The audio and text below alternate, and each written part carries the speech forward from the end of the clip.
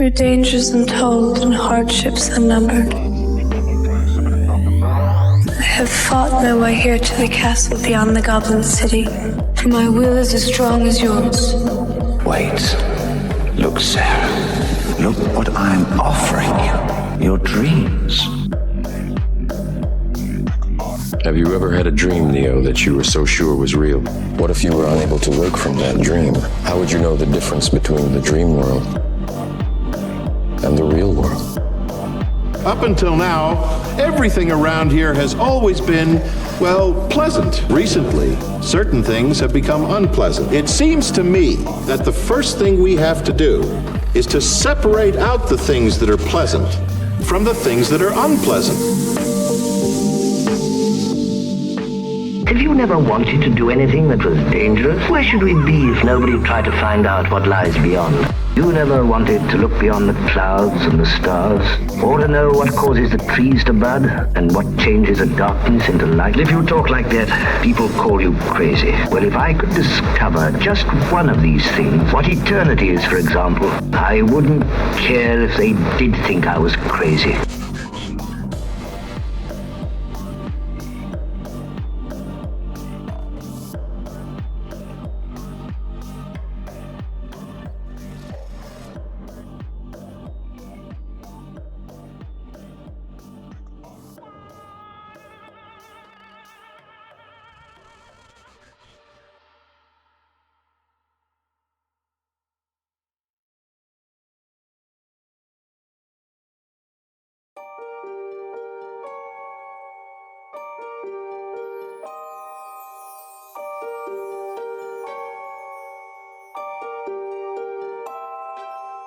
This is your nautical lantern on the dangerous seas of darkness. Let's push off from the placid shore of the status quo and explore what's beyond the horizon. I am your host, BT, and this is Truth and Shadow, your podcast of the supernatural.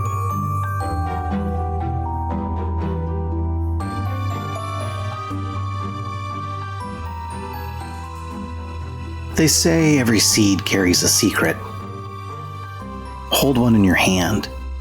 It's small, hard, almost nothing.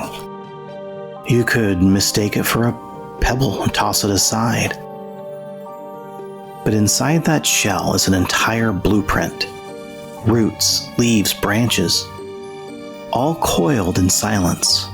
You can crush it, burn it, scatter it to the wind, but bury it in the dark, add a little water and time, and it splits open. It becomes what it was always meant to be. An oak tree doesn't need a manual of growth. It doesn't check the weather report or consult an app.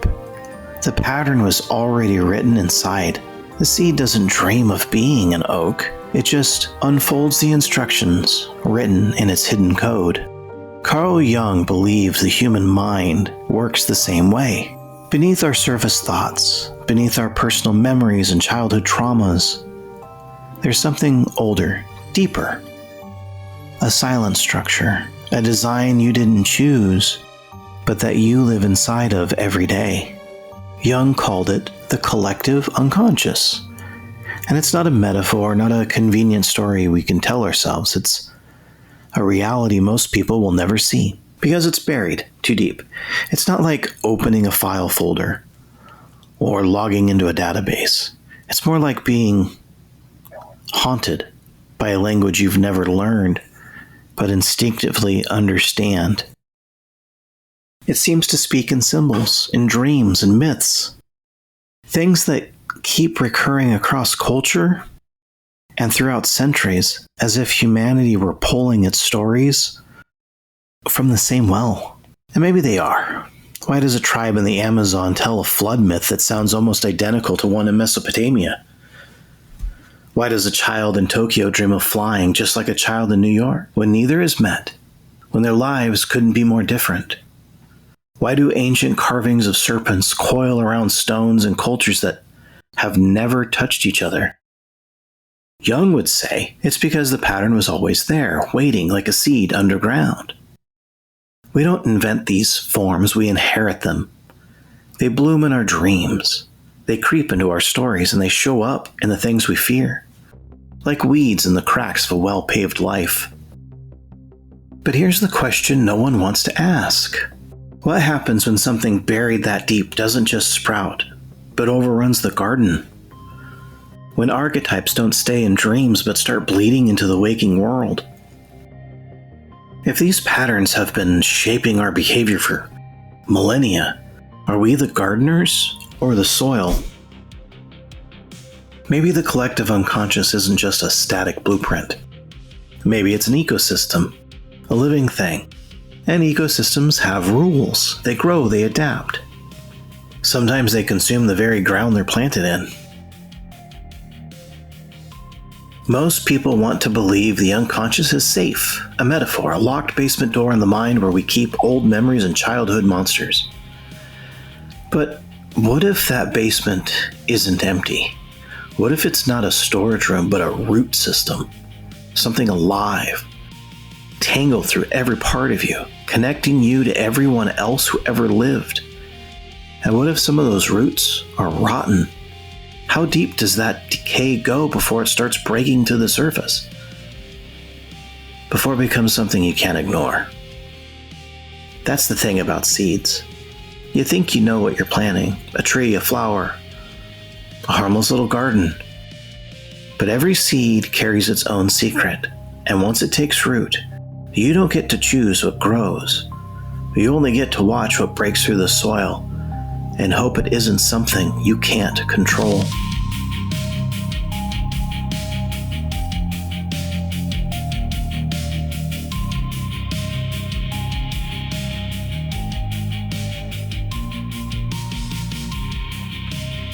Today, we have the pleasure of welcoming back Melissa Kim Corter to our conversation.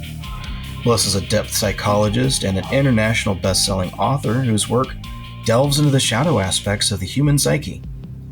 Her unique approach intertwines psychology with symbolic elements from film, fairy tales, and forensics, offering profound insights into our unconscious selves.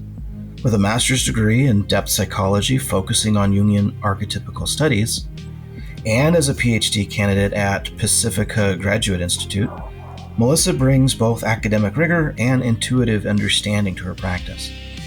Her recent endeavors include exploring the transformative power of fairy tales and shadow work, guiding individuals to uncover hidden strengths and achieve greater self-awareness. Welcome back to the show, Melissa. Thank you, BT. I'm so excited to be here. Thank you for that lovely introduction, too. You're welcome. So something that we were talking about a little bit before we started recording was some of the conversations that I've had in recent times regarding recommending our first episode with you, which will be in the show notes, and some Christians trying to figure out and understand exactly what this depth psychology is. So if we can just kind of start with a little bit about your educational background, going from a student into your profession as a depth psychologist, and what are we looking at that's a bit different from, say, a wholeness or a wellness psychologist? You know, there's so much. It really it depends on the theories, right? Because each one of those also has its own unique lens or perspective. I think of it as something similar where we might find someone who, let's say, is a yoga teacher is a great example. We might have a yoga teacher that we really resonate with, love the style, and then find out that they're from a certain background or discipline. Yet if we took that same background and discipline and went to a different studio with a different yoga teacher, we'd likely experience a whole other realm of that same type of work, right? So I see it that same kind of way where it's hard to put a label on it, because the personal relationship to the work, right, what has brought the individual into that world of their academic, background, their personal life experience, it's so rich, and it really informs whatever lens they're kind of working through. And that's kind of how I think of how I've kind of woven those pieces together for myself in depth psychology. I've dabbled in all sorts of things, from personal development and different facets of spiritual psychology, shamanism, and things like that. But really, a lot of it started with my own quest to kind of figure out, like, I thought there was something wrong with me. I thought that I was broken or there must be something missing. I was a very strange kid. I had unique interests. I remember even just saying to myself, like, little girls shouldn't like dead things or dark things. Like, what's wrong with me? And I always had this weird curiosity. But fast forward all these years later, one of the appeals of Jungian psychology and depth psychology is this idea of wholeness. So it's not typically like a wholeness practitioner or wellness practitioner of that same sense, but the idea is that when we allow these oppositional forces in our lives, when we reconcile light and dark, masculine, feminine, whatever we might consider duality or opposites, that we are innately whole at our core, and that as we're sort of unfolding as we go through this life, which Jung would refer to it as the individuation process. So that's something that's a big piece of depth psychology, is it parallels with Jungian theory, this idea that we can achieve these states of wholeness. Doesn't mean that we're not still developing the personality, doesn't mean that our lives are perfect. In fact, wholeness is far from perfection. But through a depth psychological perspective, it would be really also acknowledging the contrast, the opposition. Instead of running away from things that make us uncomfortable, we'd find a creative way to approach it. And it's also not strictly oriented toward healing or solving a problem or that fix-it nature I feel like we find in a lot of different types of therapy. And I've been guilty of that myself, seeking someone else out to help support me because I thought there was something wrong, right? That kind of thing. What I love about depth psychology is it really is also about drawing out these gifts, skills, talents, qualities that also sit beneath conscious awareness. So one of the major differences between maybe what we would say a depth psychologist and a traditional psychotherapist of a different background is that depth psychology values the entire territory of the mind called the unconscious, whereas other types of therapy may not validate that perspective. They may not explore it. They might not even believe it exists. So it certainly is a preference to choose to work with someone that kind of incorporates that whole other part of us, this idea of belief that there's something more beyond what we can see. And then when we follow the Jungian tradition through depth psychology, we kind of also follow this model of the psyche that shows us these layers of depth and shadow and things like that. So that's one of the major differences, I would say, is just even the structure of what we're working with when it comes to how we identify with the mind and consciousness might be radically different than another approach. Yeah, absolutely. So something like sometimes when I describe depth psychology to friends, family members, I say it's kind of like this spiritual excavation. It's like digging for something deeper, like a deeper story in the patterns that we have. We're like CBT or like classical models. It basically those models seem more like you're patching the surface, right? But I say that depth work wants to get under the floorboards, if you will. Yeah. And so I'm kind of curious how it is that you would frame that difference, especially for people new to this space. Sure. I would say it's an exploration. I love that the exploration. I actually had one of my clients. She called it she thought of it as being an archaeologist, like digging things up and uncovering things.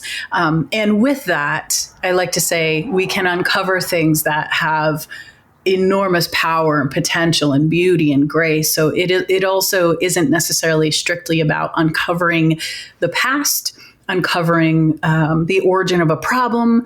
Of course, that might contribute to the patterns that we're talking about or looking for those kind of things. But think of it as if you've ever had an experience where you've walked into a place you've never been before.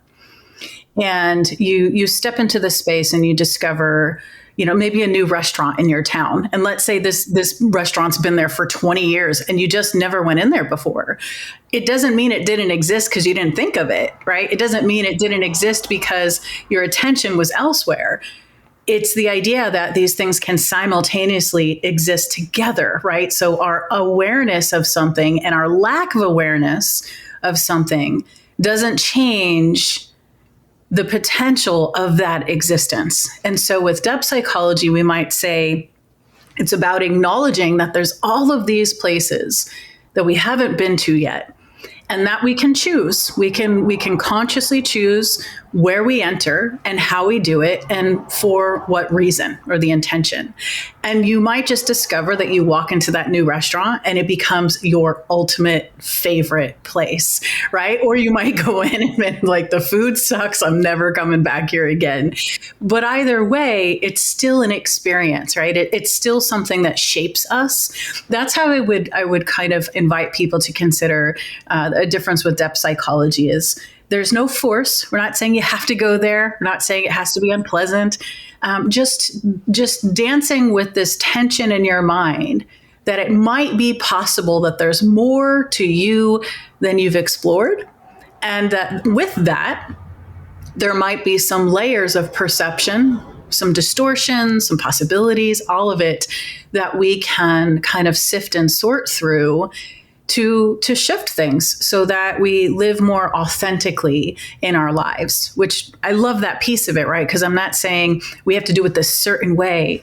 What I like about depth psychology is it doesn't even matter what your religious preferences are, your cultural background. It's so embracing and welcoming of everything and everyone. It's more about finding ways to creatively work with that individual versus trying to box them in or ice them out, right? So that's kind of the way I would describe it is there's more to be discovered, and it can be such a beautiful and wonderful, amazing experience. It's not always painful. The digging isn't always difficult. No, that's true. And to kind of pull back on the example you gave with the restaurant, I bring that up because I think it matches really well with something that I've experienced.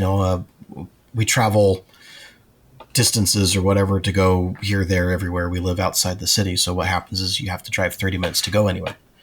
Well, sometimes as you're driving, you'll drive past a place. It very well could be a diner, for example, and be like, oh, there's a diner there. I've never seen that. Well, you have seen it, and you've probably seen it. I've seen it maybe 100 times as I've driven past this area, because that's within our subconscious mind or unconscious mind. And it's going in there and it's filing, because what'll happen is you go, oh, I've never seen that diner there.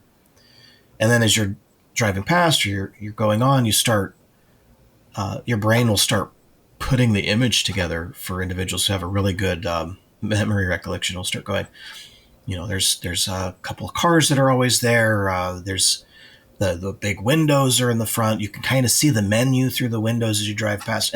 And you may have only glimpsed it for a brief second, but you've driven by it so many times that your unconscious mind has gathered the data and the information, has stored it in the memory. So when you finally do see it, it is then aware and part of your mind. And I think when we start talking about working with the unconscious mind, it can be really disorienting. And it's like you're having a conversation with something that doesn't really use words. It comes to you in these pictures and these images. And I'm curious, how do you help people to kind of trust that space? Oh, it's such a good question. One of the ways I do that is through working with myth and fairy tales. I actually have a really great example of this recently. I have a personal story I'll share if that's okay. I was working through my own resistance I had to make some really difficult changes in my business model and realized that there was just pieces of things that weren't working for me anymore. And in the past, I had fallen into this bit of a pattern where it's such a funny thing. It's like you said, you drive by the place and you don't realize maybe that you've seen it. I had a story, a narrative that I was unconsciously just kind of repeating, not even, my mind didn't even catch that it was happening. And I would describe this one part of my business and just say, oh my gosh, why does this just feel so heavy and so difficult? Why do I feel like I'm trying to push a boulder up a mountain? And it's just such a simple thing. It sounds like such a simple thing. And then I realized I must have repeated that statement, I don't know, hundreds of times over the last few years. And it didn't really click with me that the image, the inner image I had, was me trying to push this rock up a mountain.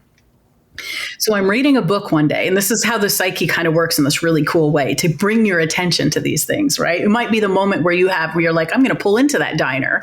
So what happened for me is I was reading a book about paying attention to your inner narrative and your symbolism and stuff.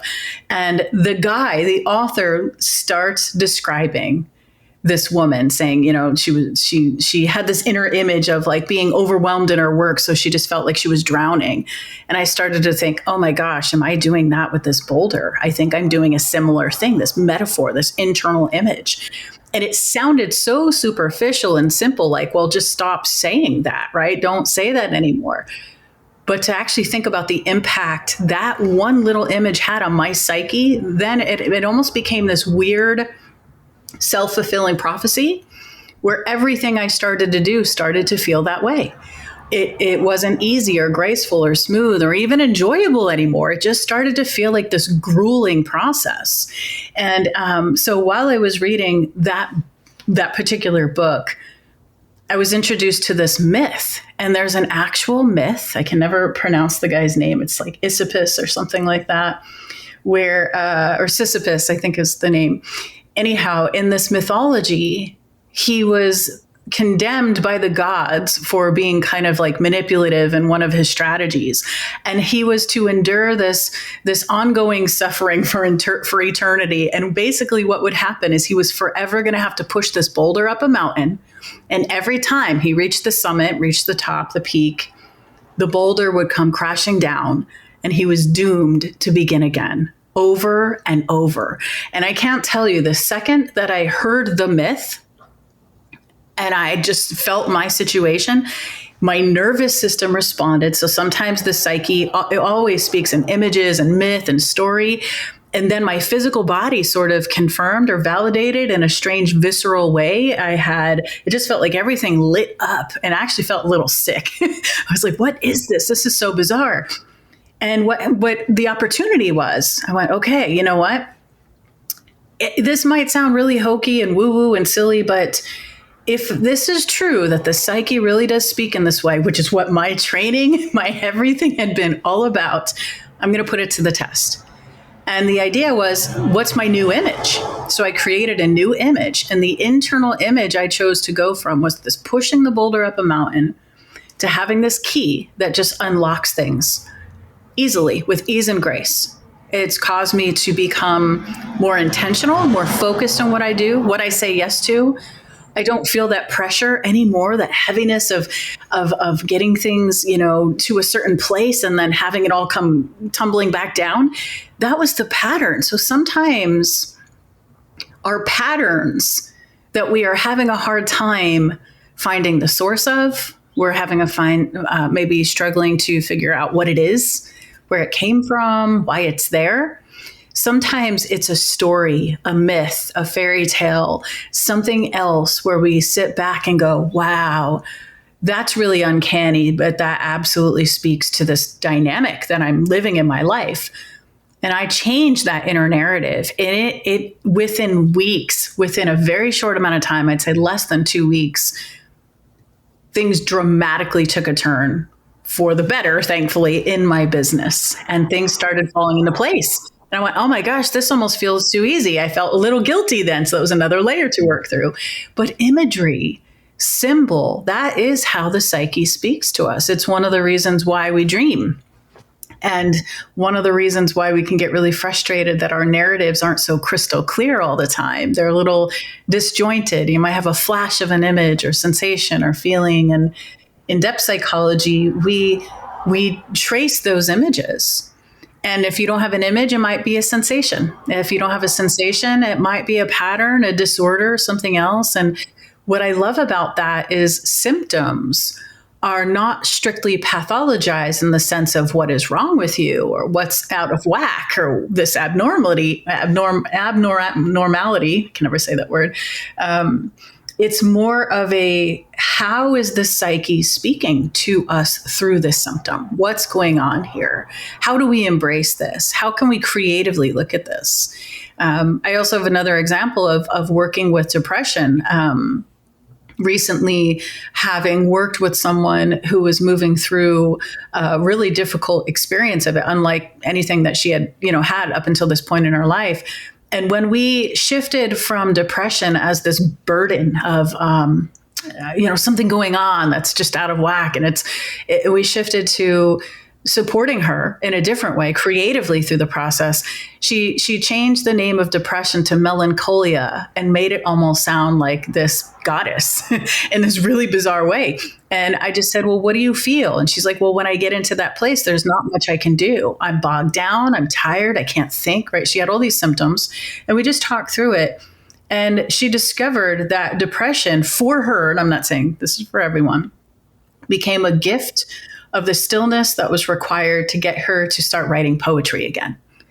And it was like, oh my gosh. And it's not that the depression went away forever and it doesn't visit with her anymore. It's different. It's very different. So the creativity of depth psychology is one of the unique aspects of working with people and helping them feel like every part of them matters, that there's not something wrong, but actually just a lot of potential to unpack and figure out and see what needs to express and work through them. Yeah, see, that's one of the things that I find fascinating about fairy tales. And it's how they carry these symbolic blueprints for our psyche. I mean, it's almost uncanny. I'm going to take the Beauty and the Beast, and I'm going to kind of compare and contrast that with Sisyphus for a second. And, we look at Beauty and the Beast on the surface, it's like a love story, but underneath, I think there's a whole lot more going on. And I think it's really about confronting the parts of ourselves we fear or reject. So the beast is the shadow, and it's the part that we exile, but it's actually holding like a key to transformation. It's holding a key to transformative power that we can face, and maybe face it with some compassion. And then when I think about the story, like you brought up Sisyphus, the myth of Sisyphus, and how it's like Beauty and the Beast may offer this like redemptive arc, but for Sisyphus, it's this endless effort, right? It is the boulder. It always rolls back down.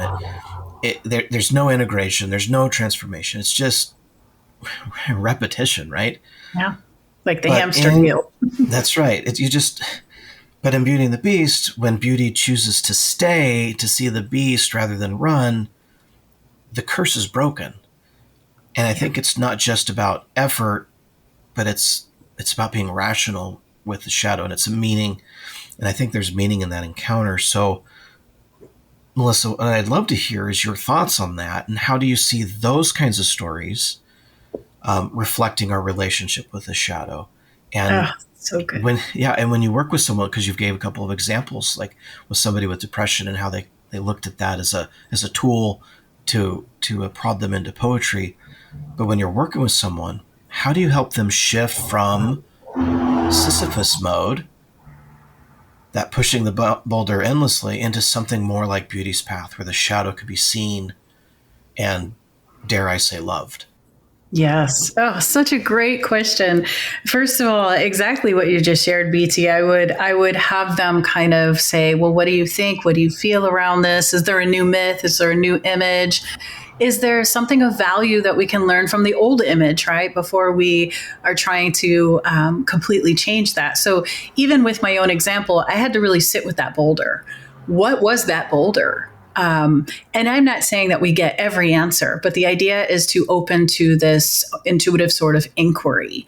And it's surprising, right? Because we're taught to have this very analytical, logical questioning in a way when it comes to certain approaches, where it's like, ask all these questions, get to the bottom of it.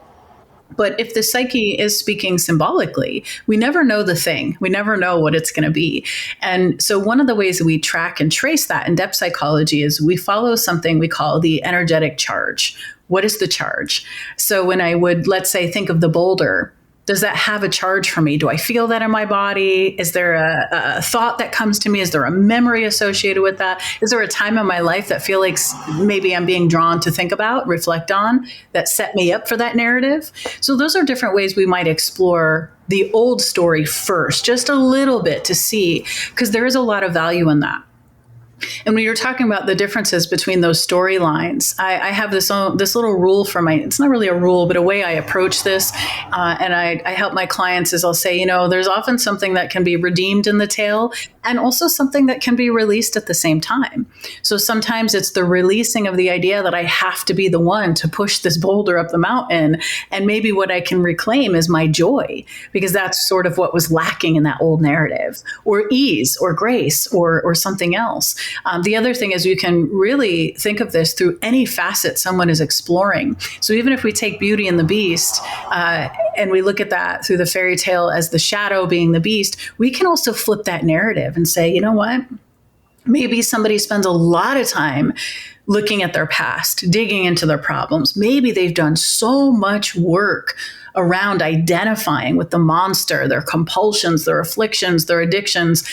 Maybe they haven't found the beauty in that. Maybe they actually need to integrate the beauty and not the beast in that moment. So I like to kind of flip the narrative around. I like to sort of detach from these roles, from the protagonist. We did this recently in something I was teaching, this really beautiful program where we took the wolf in Little Red Riding Hood, and instead of just fearing the wolf and saying that's the shadow or that's this piece, which is valuable and we can do that, but I was like, well, how does the wolf feel about being the villain? Yeah. Have we ever thought about, what does the wolf think about this? And that's sometimes what that'll do is unconsciously show us some frameworks that we're operating in. We might just go, oh my gosh, I never thought about that before. I never thought about it that way. And that's the key. It's not so much telling us what to think, or how to think, or even the symbols. I rarely like to say, when this shows up in the fairy tale, it means this.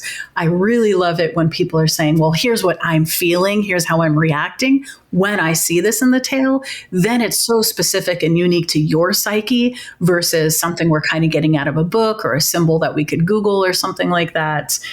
But relating personally to that imagery and sitting with it is so powerful. You never know what it is that's going to pop into your mind or how you're going to go, oh my gosh, you know what? After I heard myself say that, I realized that wasn't even my voice. Maybe that was a voice of something I was told by one of my parents or a sibling or something. Like it expands our awareness when we can work through story and myth. We see more of ourselves, just like we might see that diner that one day driving down the road that's always been there, but we just let more information come through. Yeah, and this is, one of the things that keeps coming back as I look more into depth psychology and reading stuff, working through the book. I can't remember Connie's last name, Dr. Connie Zweig or something. It's Meeting the Shadow, and I think that was a real valuable book for me because as I look at depth psychology and I keep what happens is I keep looking at the role of archetypes, right? So, and this is kind of probably we're going to steer into some of the older, more fundamental stuff with Jungian psychology, but those universal patterns of energies that seem to live in us, maybe, whether we're conscious of them or not, kind of thing. And I think when we start realizing they're there, we start looking at them, and it's kind of this strange feeling that, like, oh, this archetype is kind of making itself known, and it shows up in our dreams and our relationships. in the stories that we tell ourselves. And of course, they're in myths and fairy tales. And I think it's interesting because fairy tales and myths are often built around archetypes, right? Jung was great. He saw this. We've got the orphan, Aladdin. We've got the king. I mean, the witch, the hero, the beast. I mean, they're all there. But they're not just characters, and that's what I was pointing out with my last question. Was they're more like mirrors, right? Yes. Yeah, we can see them on the screen, but they're really reflections of ourselves, and they show us something fundamental about our human experience. But I've also noticed that I've noticed that fairy tales tend to be a little bit more personal for the human, more intimate. When I watch old Disney movies, like the story's kind of like whispering into my mind and making me really look at these things for symbols and things for my own psyche. And I mean, it feels more cosmic, right? These myths are just bigger than us. They're stories that are bigger than me, but they echo through history. They're a massive part of culture. And even the collective unconscious, because like we were talking about, seeing something that's always been there, it's the same. It's in our minds. It's part of our collective as humans, our unconscious. And so, Melissa, I'd like to hear you talk about that a little bit more, about the relationship between archetypes and fairy tales, or and how this is basically the root, the foundation part that we can start building on and understanding Jungian depth psychology. Sure. One of the things I think that helps kind of express some of these differences, because it can get a little confusing when we get down to the details. I like to kind of compare and contrast the idea of an archetype versus a stereotype a little bit, and I think that helps unpack some of it. So, for example, if you were to see a stop sign, you're driving along and you see a stop sign, it's very clear and bound by law what is expected to happen. You are not meant to blow through that stop sign. You're meant to abide by a certain set fixture, a structure, right? It's, I need to stop here or there's consequences, kind of a thing. Meaning that we're not being invited to necessarily sit and reflect on the stop sign of why it was placed there, who created it, right. What is it presenting to us. It's just this common agreed upon sort of thing. Now, there's nothing wrong with that. We need those types of things. We need that type of clarity. And that's part of the role of the ego, is to have these boundaries and these defined things for us. But what archetypal is very different. Archetypal does not have the same rules. It isn't set up as a sign in that sense. It is meant to unfold. It's meant to continue. It's meant to continue to be different things for us. A great example of this is the idea of a term. Now, some of us will identify with this term differently. This can be a role. It can be an experience. But if I say the word mother, we all will have some common ground on what that will mean. We all have different mothers, some known, some unknown, different influences, different types of mothers. Then when we add this spectrum of emotion and behavior, so vastly different. But then we can also think outside of gender. We can think outside of the role itself and think about the mother, the earth as a mother in quality, nature, right? We can keep unpacking and unfolding the archetypal mother so that we get this sense of the essence of our feelings, our how we're supported through life, who we feel safe with, and we move completely away from a specific person into this other dimension. It's more the psychology of the movements, the patterns, the things that might present. And then it's really hard to say, well, this is right and this is wrong.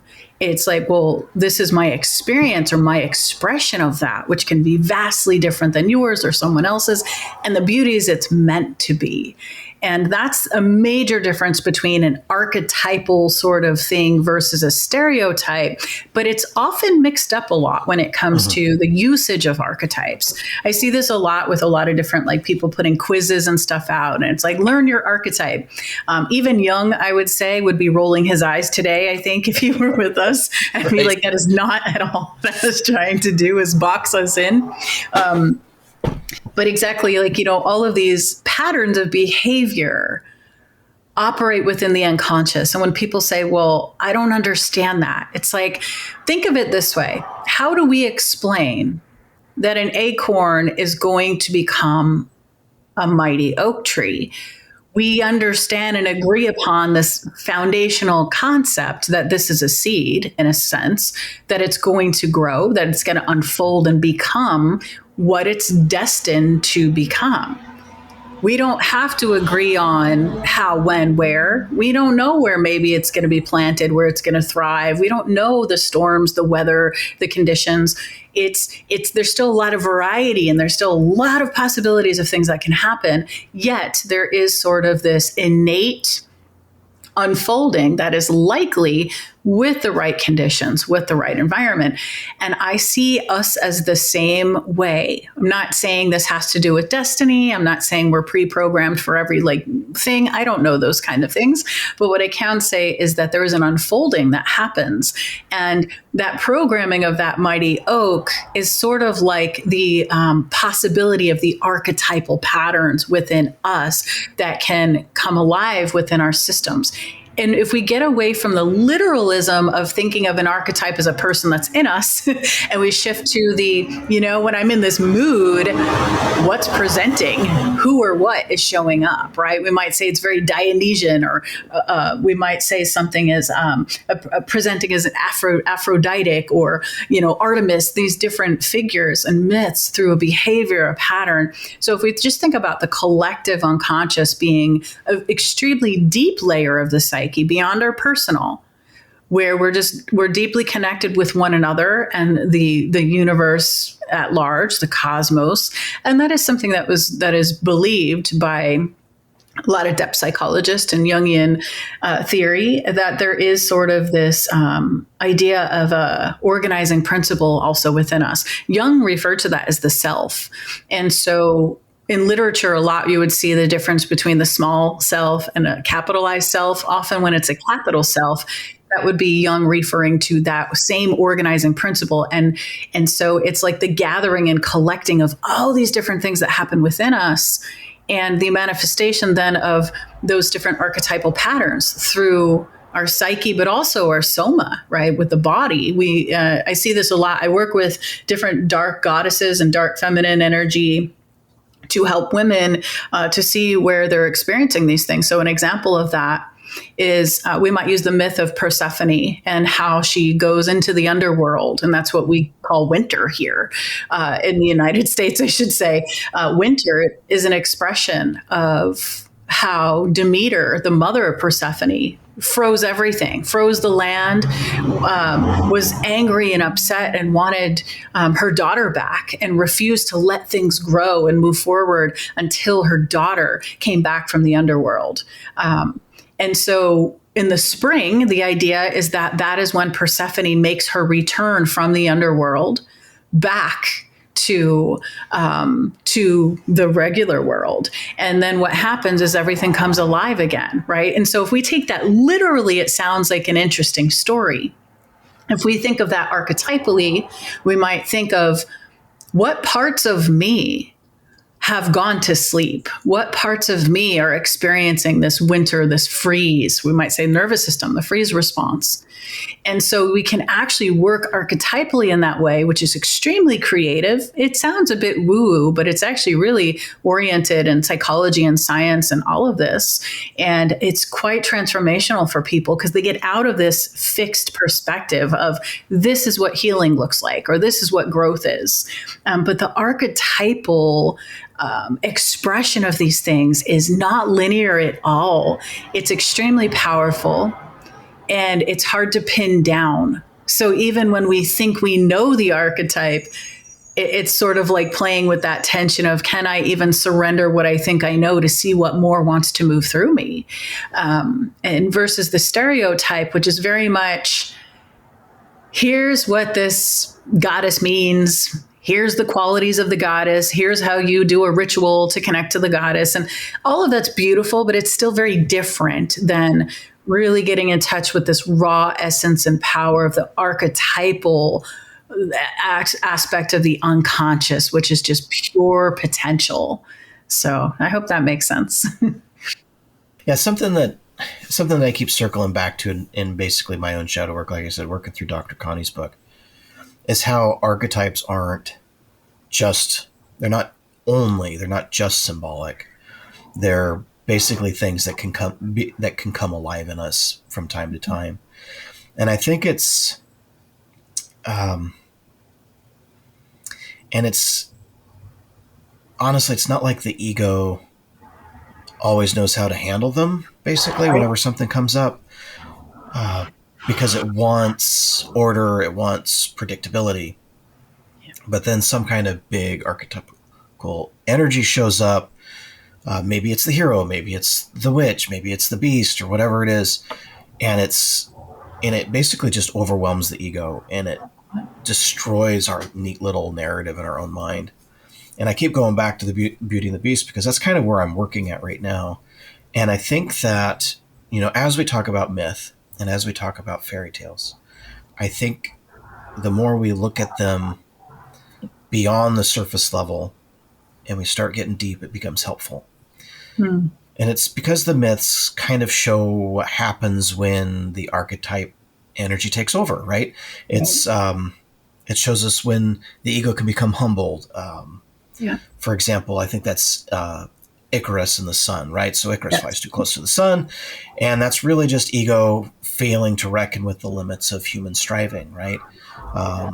Fairy tales, on the other hand, often show us something that's a little bit more personal in the journey, helps us negotiate with these forces, where, for example, Beauty's ego in the story is, hey, you need to run away from this monster.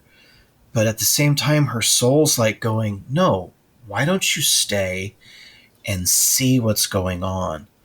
And so what I would like to hear from you is, how do you hold this kind of dynamic, this ego versus archetype, or maybe the ego trying to integrate the archetype?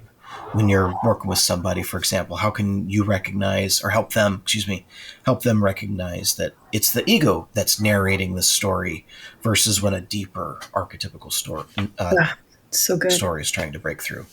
Yes.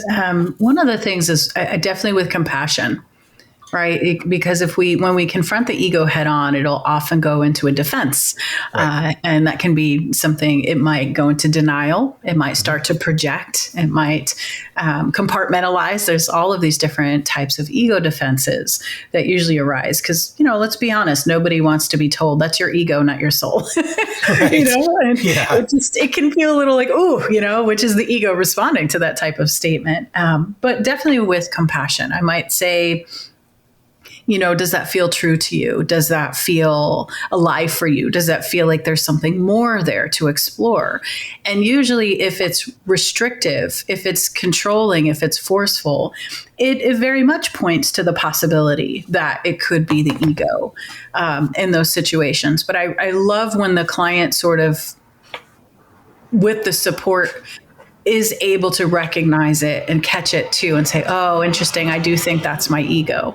And the fairy tales are wonderful for that, because often in fairy tales, one of the continuous characters that we see show up is the king. And the king often is the dominating, ruling principle in the tale, which is also how the ego can be within the psyche trying to take over.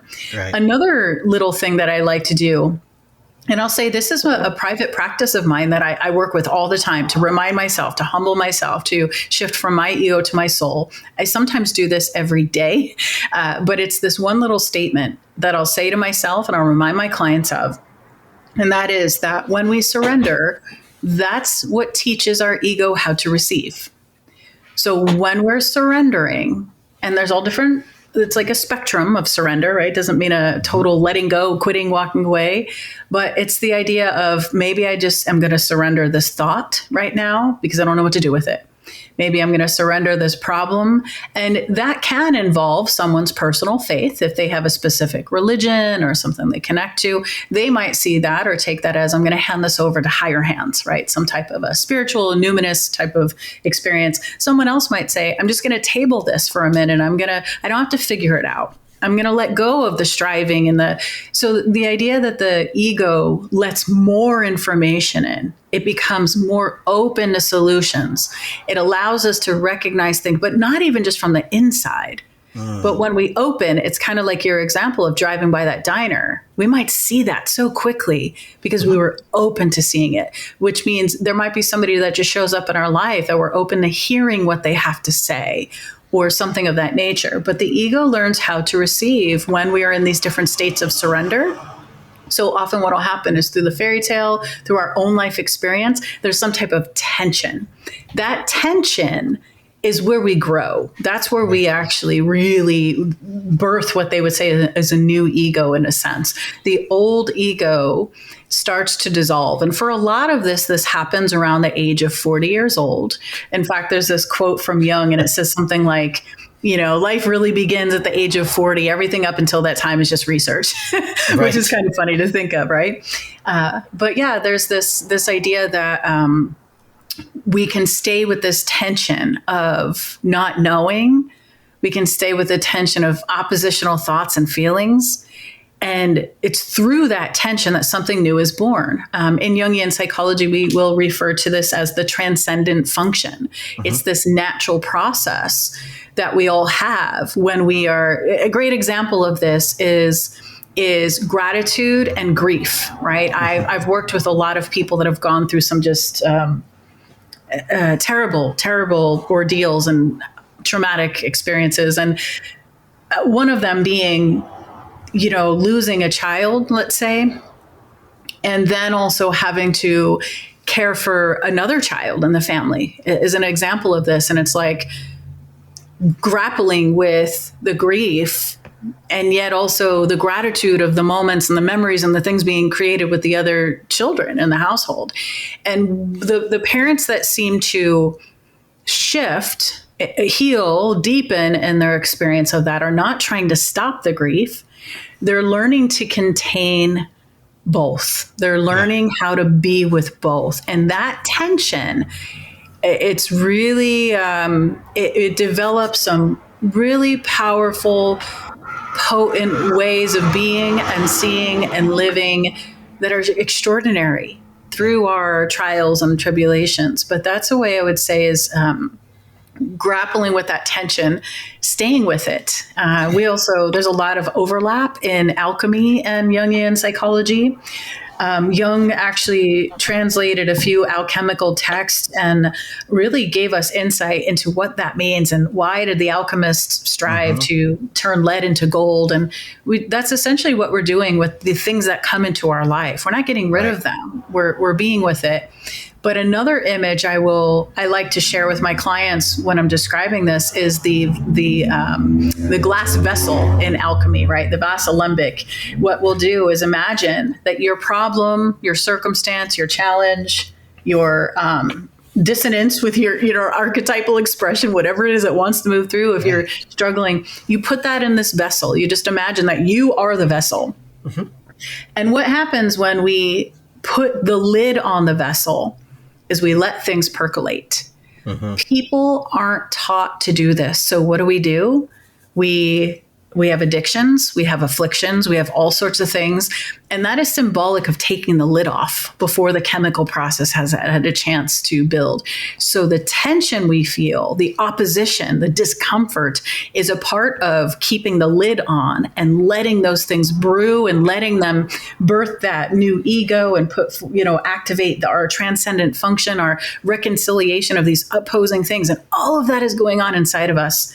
And when we surrender to that process, that sometimes means there's things we do. Sometimes we are meant to kind of hang back and just survive through it. But this idea of alchemy being that deep change is underway, and the longer we can stay with the tension, we keep the lid on. And there's moments in life that force us to do that we just don't have an out. We can't escape. We can't whatever. And then when we get through it, there's always this sense of, I don't know why the hell that happened to me, but I'm grateful it did. And I'm grateful I didn't run away or I didn't stop the process. Now I have this clarity on the other side of it. So the vessel is a great image to work with through change and transition, loss, grief. There's something really beautiful percolating. And if we can stay with that tension, something new will come forward. Yeah, I think, as we've been talking, I keep thinking about how much of this work, shadow, archetype, myth, fairy tale, really stands on the foundations that Jung had laid down, I believe, well over a century ago by now. And I think what's wild is it still holds truth. And I really believe that Jung thought the human psyche was something that was, dare I say, sacred, mythic.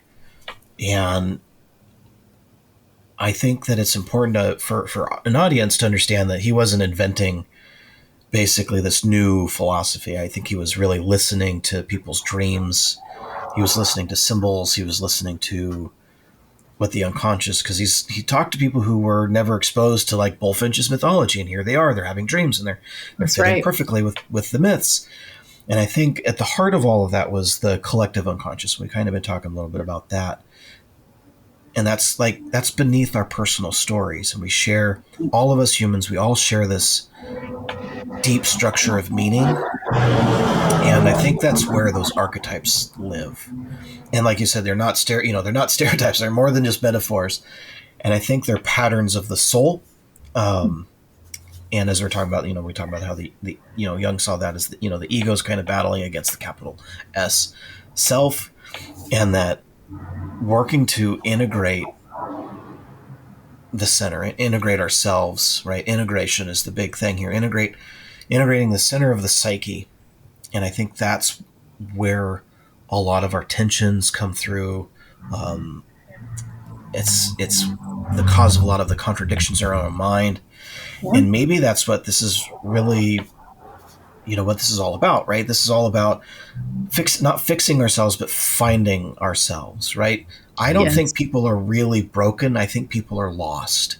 Yes. And we need to get out of the dark forest. We talked about the wolf. We need to be walking through the woods. We need to be looking at everything with our eyes open.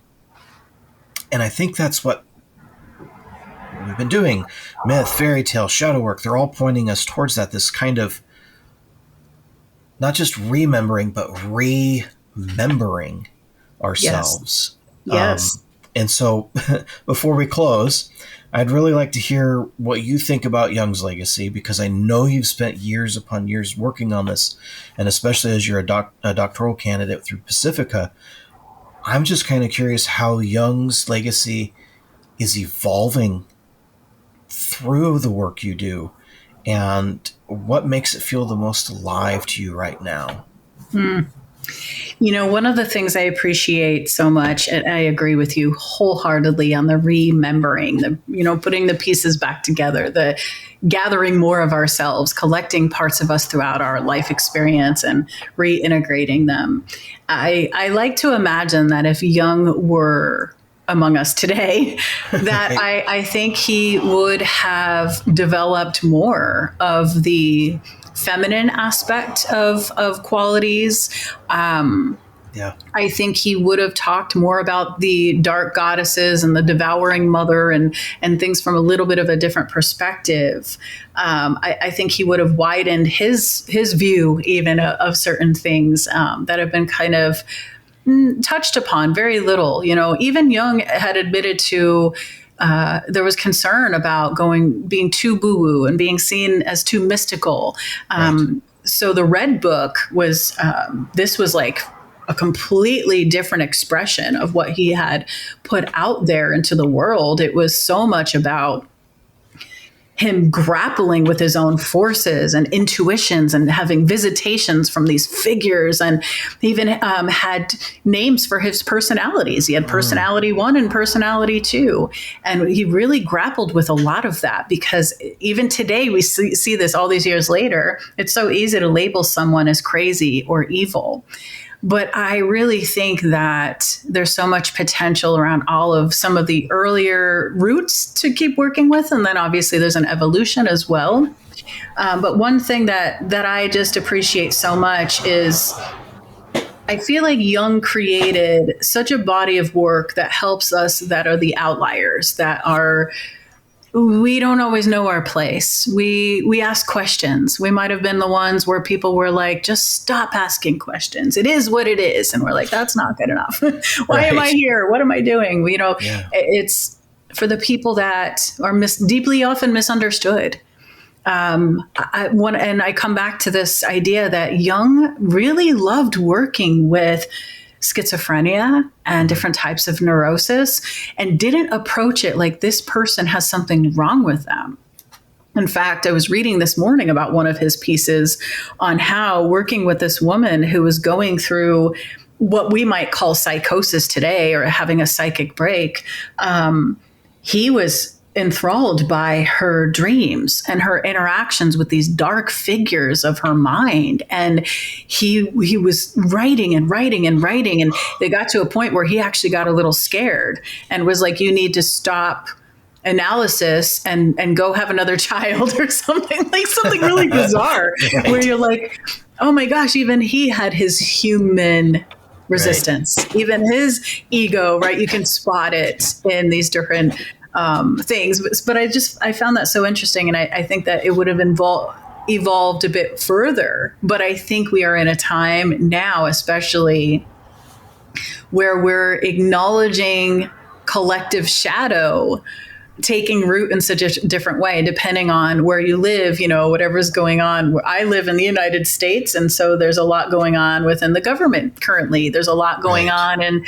the unknown of what's going to happen here and there, whatever, regardless of who or what, right? It doesn't matter about any of that. But it's this idea that we are always being given an opportunity to see what's going on in the collective shadow. And we can do that by looking at the patterns of behavior and the current trends, what's being spoken on, what's being avoided or ignored.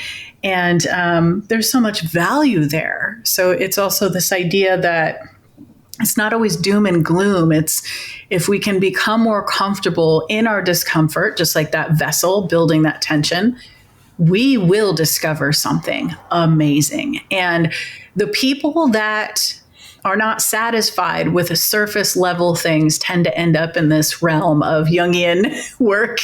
And they're also the ones that usually have this amazing courage and confidence to explore things that terrify other people.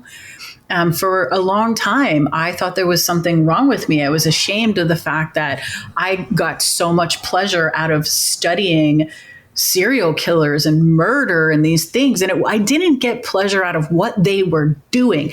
It fed my mind. It fed my curiosity. It fed that creative spirit of what is going on underneath there. What led to that? Why is that person behaving in that way? And I would receive so much judgment. Like, what is wrong with you? Why would you even look at that or read that material? And I'm like, do you think it goes away simply because we turn our heads?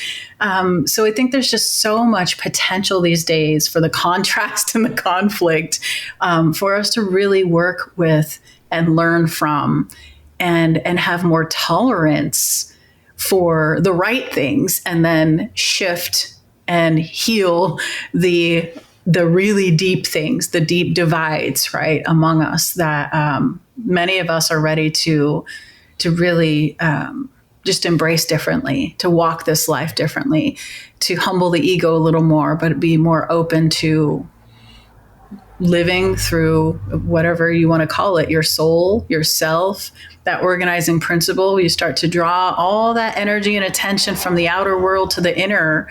And sometimes it's these deep conflicts and the intensity of what's going on around us that forces us into that process. So we have a lot of work to do, but there's a lot of potential supporting us at the same time.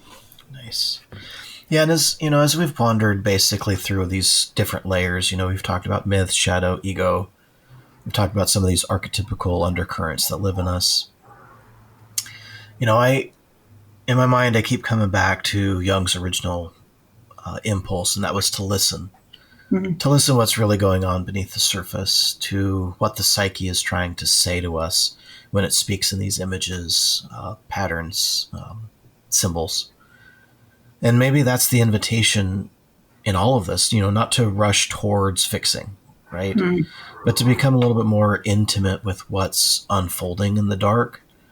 Mm-hmm. Because basically, as you said, Melissa, that, the shadow isn't really here to punish us, right? It's here to kind of complete us. It's this striving to understand why are we into these darker things, like you said, you'd had a real big fascination with, serial killers, etc. And it's like, what's going on here? Why am I so interested in this darkness? And so before we close, for those listening who feel a pull towards this work, who want to begin their own descent into their own story, into symbol, into their own self, capital S, where can they find you? And what would you recommend as a good first step for someone who's just beginning to engage with shadow work or depth psychology? Thank you for the opportunity. I would say there's a couple things you can do. You can reach out to me directly. My email is melissa@melissacorter.com. And, sometimes there's a specific question or here's what's going on within me, and I might be able to direct from there. You can also go to my website, which is melissacorter.com, and I've got lots of information on there. And my favorite thing, I will admit, is, and you can also find this on my website, I started a Substack blog called Hauntingly Beautiful Things. And that's where I'm having a lot of these types of conversations around dark matters. And I have a podcast on there as well where I have a darkness meter. So for people who are like, I want to dip my toe in, but I don't know if this is going to be too triggering for me. I actually have, you can look and see like there's 1 skull out of 5, and it essentially means it's going to be a bit more mild. Nice. But there's lots of content there. There's blogs, articles, things I've written. I started doing more videos on there. And then I am opening up to working with people privately once again too. Now that I'm moving a little bit further into my dissertation, I have more of the space to do that, to work through these things. And so, yeah, it always just starts with a conversation to see if we're a good fit, and then we can go from there. Fantastic. Well, thank you for coming back on the show. I appreciate your time again. It's wonderful. Thank you. It's always a joy. Thanks for the work that you do too.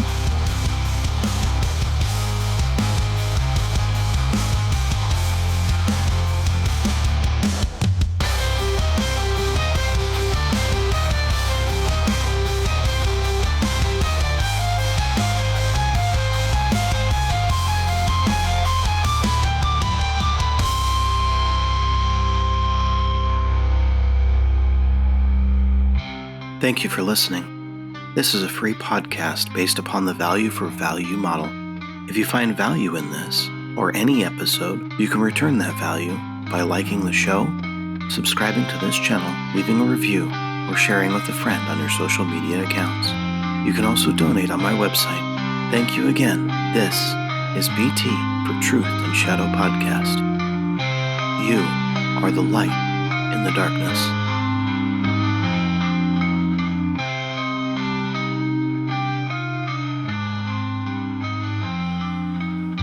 I know you're out there. I can feel you now. I know that you're afraid. You're afraid of us. You're afraid of change. I don't know the future. I didn't come here to tell you how this is going to end. I came here to tell you how it's going to begin. I'm going to hang up this phone, and then I'm going to show these people what you don't want them to see. I'm going to show them a world without you.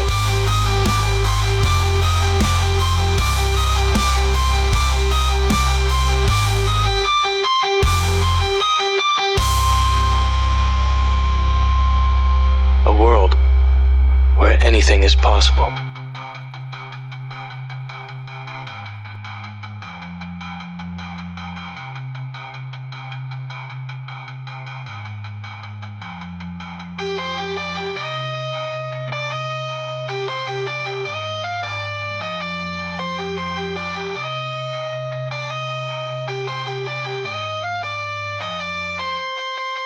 Where we go from there is a choice I leave to you.